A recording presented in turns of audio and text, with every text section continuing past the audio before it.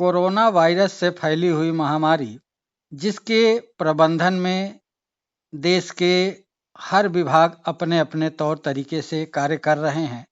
खास तौर से जब कोई बीमारी महामारी का रूप धारण कर लेती है तो ऐसे में एक साथ बहुत लोगों की जरूरत होती है और उनके अपने काम भी बटे होते हैं। कोई हॉस्पिटल में कार्य कर रहा है, कोई यातायात को नियंत्रित कर रहा है, कोई लोगों के घर पर राशन पहुंचा रहा है। इसी तरह अन्य लोग बुजुर्ग एवं बच्चों की देखभाल कर रहे हैं। लेकिन जो सबसे महत्वपूर्ण प्रश्न उठता है कि कौन से ऐसे विभाग हैं जिनको खास तौर से आपदा प्रबंधन या महामारी के लिए ही प्रशिक्षित किया जाता है। ऐसी ही एक टीम हमारे गोरखपुर में है जिसको हम लोग एनडीआरएफ के नाम से जानते हैं। इस समय हमारे साथ फोन लाइन पर जुड़े हुए हैं Shri PL Sharma ji, deputy commandant NDRF Gorakhpur. सबसे पहले आपका हमारे कार्यक्रम में स्वागत है। शर्मा जी, इस समय एनडीआरएफ इस पूर्वांचल में कोरोना महामारी से बचाव के लिए या जो लोग आ जा रहे हैं उसमें अपनी भूमिका या अपना योगदान कैसे दे रहा है? धन्यवाद। सबसे पहले तो ये कि एनडीआरएफ, जैसे आपको पता है कि ये विभिन्न आपदाओं के समय कार्य करती है और उसके लिए ट्रेंड भी रहती है। उसी तरह एनडीआरएफ जो हमारा सीवीआरएन सेक्शन है, जिसमें केमिकल, बायोलॉजिकल, रेडियोलॉजिकल और न्यूक्लियर की ट्रेनिंग दी जाती है हमारे जवानों को। तो बायोलॉजिकल डिजास्टर से डील करने के लिए भी हमें ट्रेनिंग दी जाती है और उसके इक्विपमेंट, सूट्स, पीपी जो आप बोलते हैं, ये सारी चीजें हमारे पास रहती हैं। और इस प्रबंधन के लिए भी हमारी जो टीमें हैं पूरी तरह से राष्ट्र भर में तैयार हैं। हमारी 12 बटालियन पूरे देश भर में है और 40 उसके रिस्पांस सेंटर भी हैं। उनमें से एक रिस्पांस सेंटर गोरखपुर में है जो अपनी सक्रिय भूमिका कोविड-19 में भी निभा रहा है। तो शुरू से ही जैसे ही हमें कोविड-19 ने अभी दस्तक दी थी और इंडिया में जो इन्फ्लक्स होना शुरू हुआ, जो बाहरी देशों से लोगों को जब वापस लाया गया, तो उन लोगों को सबसे पहले एयरपोर्ट पे पहुंचना था। तो हमने अपना जो अवेयरनेस प्रोग्राम है, जो हमारी ट्रेन टीमें थी, मेडिकल की टीमें थी, वो जाके एयरपोर्ट पे डिफरेंट जो स्टेक होल्डर्स हैं, चाहे वहाँ एयरपोर्ट अथॉरिटीज के लोग हैं, चाहे वहाँ सीएसएफ के लोग हैं जो स्क्रीनिंग करते हैं, उन सबको हमने जाके ट्रेन किया। इसके अलावा नेपाल के साथ जो सटी हुई सीमा है और उसमें जो हमारे ट्रांजिट पॉइंट्स थे, जो लैंड पोर्ट्स थे, उनमें किया। और बाकी देश भर में ये मतलब लैंड पोर्ट, एयरपोर्ट, सी पोर्ट, इन सब पे हमने ट्रेनिंग दी। उसके बाद महानगरों से लॉकडाउन के दौरान एक बड़ी भीड़ एक बार चल पड़ी और उनको डिफरेंट शहरों में जो एंट्री पॉइंट्स थे, यहाँ यहाँ हमारी एनडीआरएफ की टीमें थी, चंदौली, वाराणसी, गोरखपुर या ज्वाइनिंग और भी जगहों पे। तो उनको हमने असिस्ट किया डिस्ट्रिक्ट एडमिनिस्ट्रेशन को कि कैसे उनको स्क्रीन करना है, किस तरह से उनको सोशल डिस्टेंसिंग, क्योंकि मजदूर है, मजदूर को उन चीज़ों का पता नहीं है, तो हम कैसे उनको जागरूक करें सोशल डिस्टेंसिंग मेंटेन करने में, उनको कैसे हैंडल करना था। तो उसमें हमने अपना योगदान दिया। और अभी भी हम पूरे शहर को, यहाँ यहाँ हमारी टीमें तैनात हैं, वहाँ शहर को सैनिटाइज करना, हमारे पास हाई प्रेशर पंप हैं और उसमें हाइपोक्लोराइड सोल्यूशन से डिकॉन कर रहे हैं एरियाज को।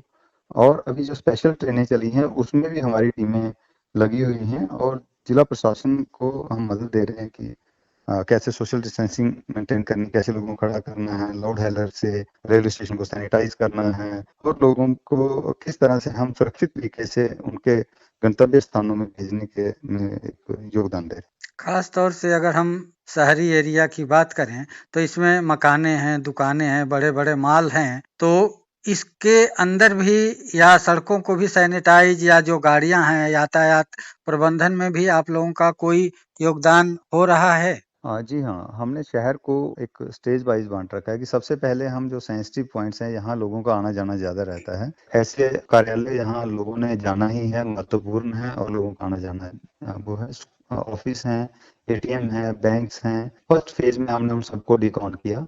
उसके साथ ही साथ मोहल्लों में जाके हमने गलियों में लोगों के गेट्स वगैरह कॉलोनी वाइज, फेज वाइज हमने उनको डिकॉन किया, ताकि अगर कोई ऐसा संक्रमित व्यक्ति वहां टच कर देता है तो दूसरे को उसका संक्रमण ना फैल जाए। तो संक्रमण को रोकने के लिए, एक प्रतिरोध पैदा करने के लिए हमने ये सैनिटाइजेशन ड्राइव चलाई हुई है और पिछले कई दिनों से हमने लगभग शहर को कई फेजेस में सैनिटाइज किया है। ग्रामीण क्षेत्रों से भी क्या आप लोगों के पास फोन आ रहे हैं मदद के लिए? जी हाँ, हमारे पास बहुत सारे फ़ोन भी आ रहे हैं और हम प्रोएक्टिव एक्शन भी कर रहे हैं। हम बहुत सारी कॉलोनीज़ में जैसे हमारे बनग्राम है या फिर ऐसे गाँव जो ज़्यादा पिछड़े हुए हैं, उनको प्राथमिकता भी दे रहे हैं। और जो घनी आबादी वाले हैं, स्लम्स एरिया हैं, उनमें हम प्राथमिकता दे रहे हैं कि उनको बार-बार सैनिटाइज़ किया जाए क्योंकि वहाँ जो डेंसिटी है पॉपुलेशन की वो ज़्यादा है और उन लोगों को ज़्यादा इससे बचाने की ज़रूरत है।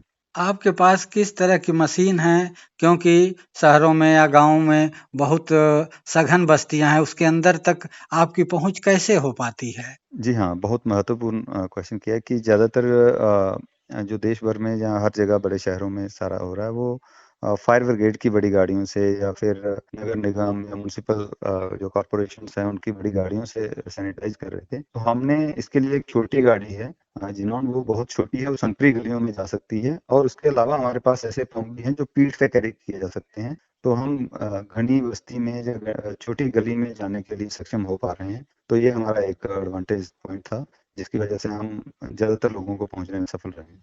जनता का सहयोग कैसे मिल रहा है आप लोगों को? अभी तक हमें जनता का सहयोग बहुत ही अच्छा मिल रहा है और बहुत अच्छे रिस्पॉन्स आ रहे हैं। मैं आपको इसके साथ ये भी बताना चाहूँगा कि हम जब सैनिटाइज़ करने जाते हैं, उसके साथ-साथ हमारी गाड़ी में हमारे जो प्रशिक्षित जवान हैं, वो अनाउंसमेंट करते हैं। जैसे लॉकडाउन था, तो लॉकडाउन को कैसे फॉलो करना है, सोशल डिस्टेंसिंग कैसे मेंटेन करनी है, उसके लिए हमने पैम्फलेट भी छपवाए हुए हैं और वो पैम्फलेट भी सैनिटाइज़ किए हुए हैं और लोगों को डिस्ट्रीब्यूट करते हैं कि इसको फॉलो करो। उसमें डिटेल इंस्ट्रक्शंस दी हुई हैं कि हमें घर में कैसा आचरण बना के रखना चाहिए, ज़रूरी सामान को ले जाना है, लाना ले जाना है, कौन जाएगा, कैसे जाएगा, घर के बाहर कैसा व्यवहार करें और जब घर आते हैं तो किस तरह से अपने आप को डिकंटामिनेट करें और फिर बाकी परिवार के साथ मिलें। तो उसमें एक डिटेल हमने इंस्ट्रक्शन डाली हुई है ताकि लोग अगर उसको फॉलो करते हैं तो अपने आप को काफ़ी हद तक सुरक्षित कर पाते हैं। अंत में हम ये जानना चाहेंगे कि आप जनता से क्या अपेक्षा करते हैं ताकि इस महामारी पर जल्दी से जल्दी नियंत्रण पाया जा सके? मैं जनता से ये अपील करना चाहूँगा कि लोग कुछ चीज़ों को अपने जीवन शैली में,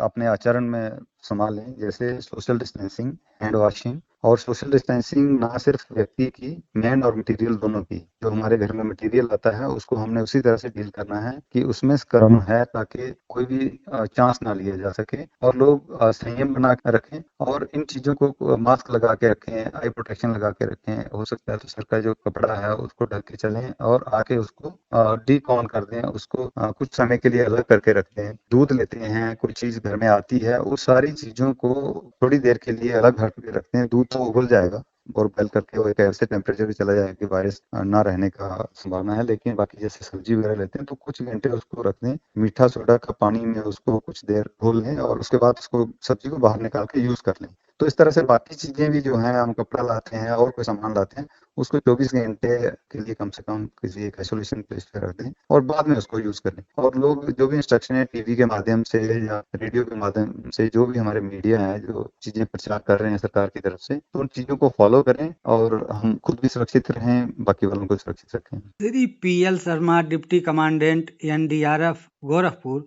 आपने इतनी अच्छी जानकारी दी कि महामारी के प्रबंधन में एनडीआरएफ का क्या योगदान है, इसके लिए आपको बहुत बहुत धन्यवाद।